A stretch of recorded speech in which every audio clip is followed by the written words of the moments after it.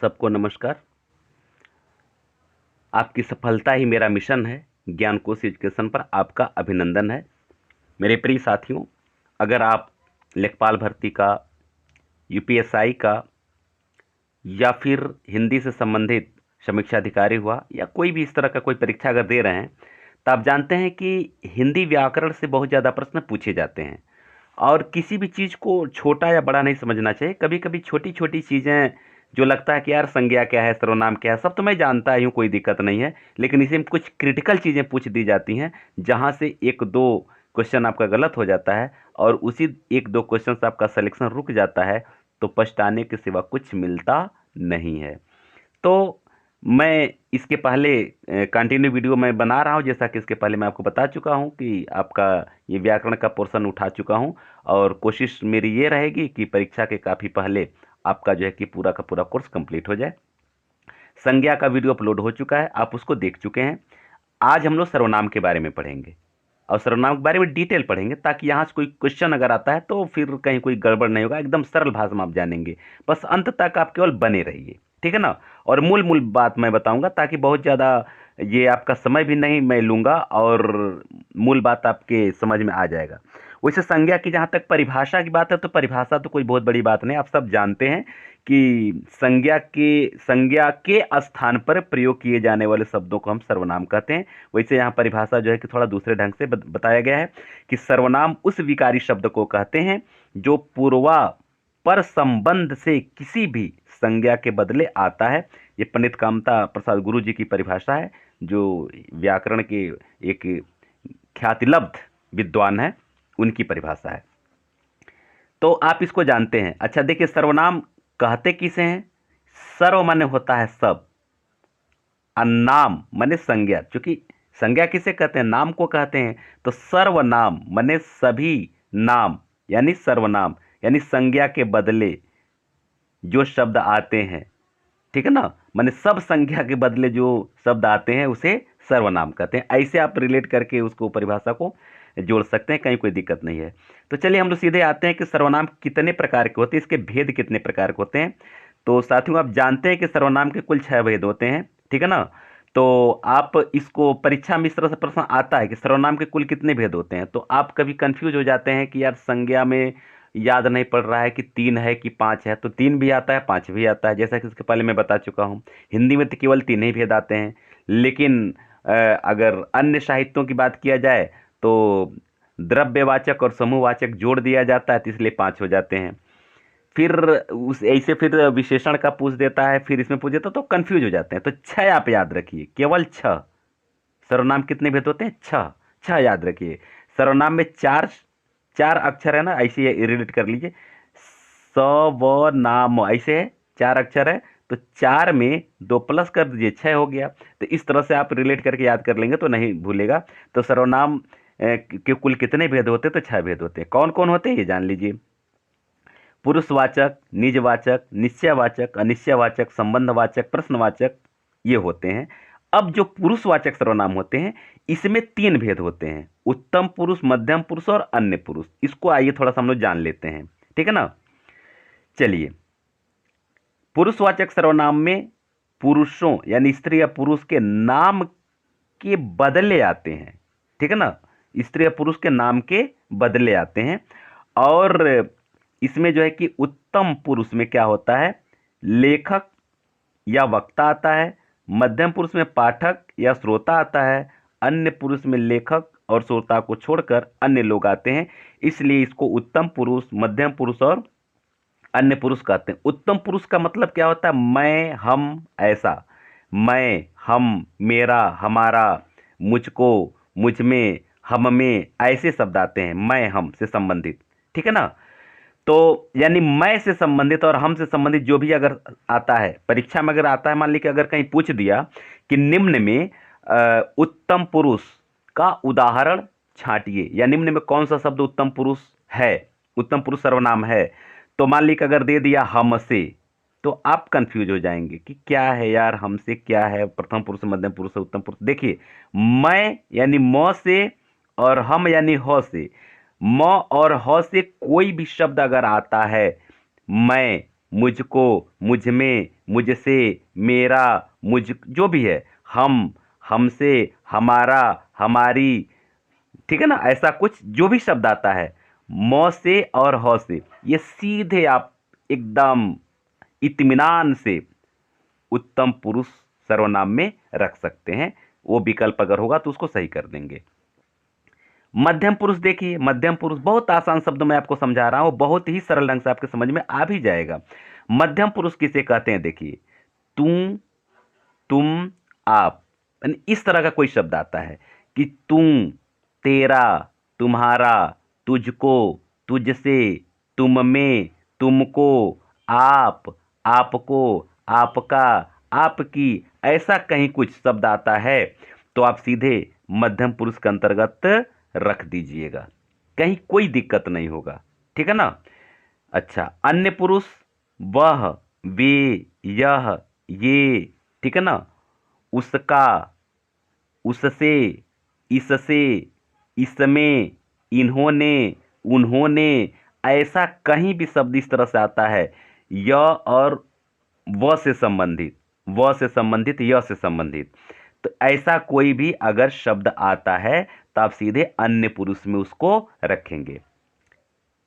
एक तो तरीका यह है। दूसरा तरीका यह है कि अगर प्रश्न अगर है तो अगर पुरुषवाचक सर्वनाम के भेदों के बारे में ही आएगा कि किस पुरुषवाचक सर्वनाम, मतलब उत्तम पुरुषवाचक सर्वनाम, मध्यम पुरुषवाचक सर्वनाम या फिर अन्य पुरुषवाचक सर्वनाम, ऐसे कुछ आता है तो पहले शब्द देखिए कि शब्द क्या कह रहा है कि हमसे संबंधित है क्या, मैं, मेरा, मुझसे, मुझको, हमारा, हमारी, हमारा, यानी जो हम बोल रहे हैं यानी वक्ता है, तो हमसे संबंधित अगर शब्द है तो सीधे आप उत्तम पुरुष में कर देंगे। तू, तेरा, तुझसे, तुम्हारी, आप, आपकी, मतलब किसी दूसरे को, मतलब सामने वाले किसी श्रोता के बारे में अगर शब्द दिखाई दे रहा है, लग रहा है कि हाँ कुछ श्रोता के बारे में कुछ कहा जा रहा है, तो फिर वो हो जाएगा। अगर हमसे और तुमसे, माने वक्ता श्रोता के अलावा किसी तीसरे की बात आती है, वह, उसका, उन्होंने, इन्होंने, उसने, उसकी, ऐसा कुछ शब्द अगर आता है तो यानी कि वह तीसरा व्यक्ति होगा, तो आप उसको अन्य पुरुष में डाल देंगे। क्लियर? चलिए आगे बढ़ते हैं। हम लोग अब अगला देखते हैं, निजवाचक सर्वनाम। जो दूसरा सर्वनाम है वो क्या होता है? निजवाचक सर्वनाम होता है। कैसे? निजवाचक सर्वनाम में आप का प्रयोग यानी स्वयं का प्रयोग होता है कि यानी पुरुषवाचक के अन्य, यहां लिखा है पुरुषवाचक के अन्य पुरुष वाले आप, इसका प्रयोग, आप से इसका प्रयोग बिल्कुल अलग है, यानी उसमें आप है, यानी आप कहां जाते हैं। एक शब्द यह है कि आप कहां जाते हैं और एक शब्द यह है कि मैं आप ही अपना काम करता हूं, तो दोनों आप में अंतर है। तो यहां उसी आप की बात कर रहा है कि जिस सर्वनाम में निजता का बोध हो, स्वयं का बोध हो, उसको हम क्या कहते हैं? निजवाचक सर्वनाम कहते हैं, ठीक है ना। जैसे इसका मतलब इसमें आता है स्वयं, आप, अपने आप, स्वतः, ऐसा कुछ। इसका ये एग्जाम्पल है, ये इसके एग्जाम्पल हैं, स्वयं, आप, अपने आप, स्वतः, इस तरह से। अब जैसे देखिए, इसके पहले आप पढ़े हैं कि नहीं? जैसे मान लीजिए कि एक मैं उदाहरण के तौर पर, आप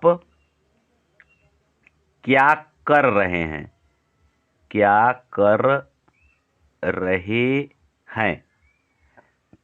एक शब्द है मैं अपना काम आप ही कर लेता हूं, कर लेता हूं, ठीक।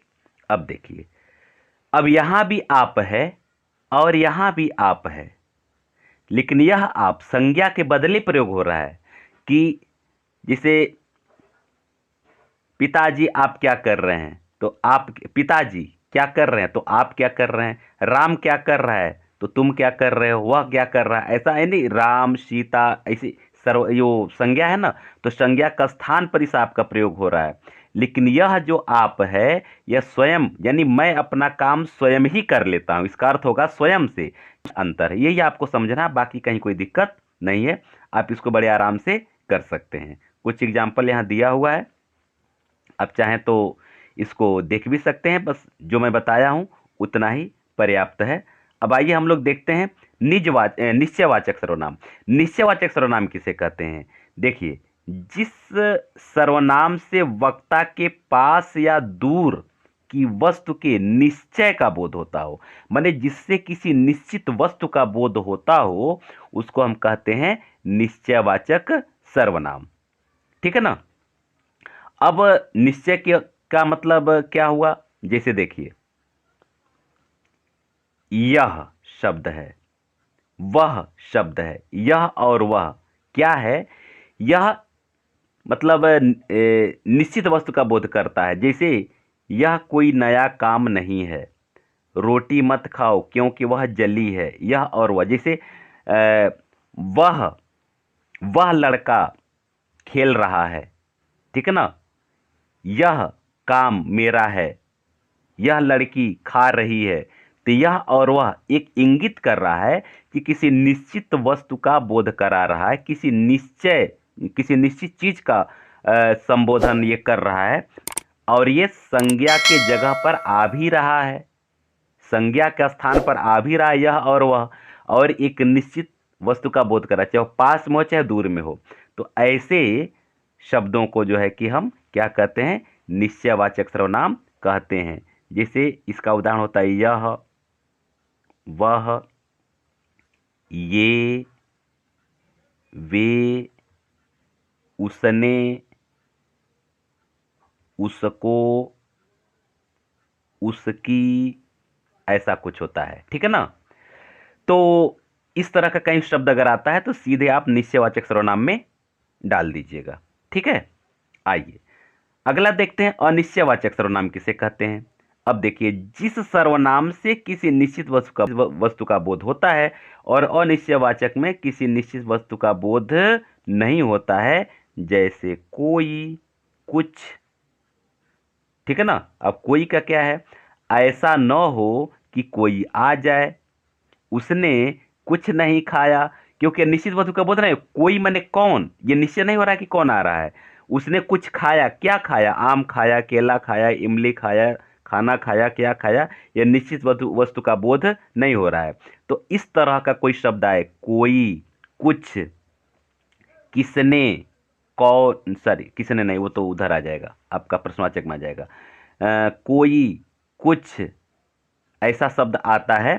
तो इसी तरह से ज़्यादातर शब्द आता है, कोई कुछ ही आता है, ज़्यादातर यही आता है। तो अगर ऐसा शब्द अगर आता है तो आप सीधे जो है कि निश्चयवाचक सर्वनाम के अंतर्गत डाल देंगे।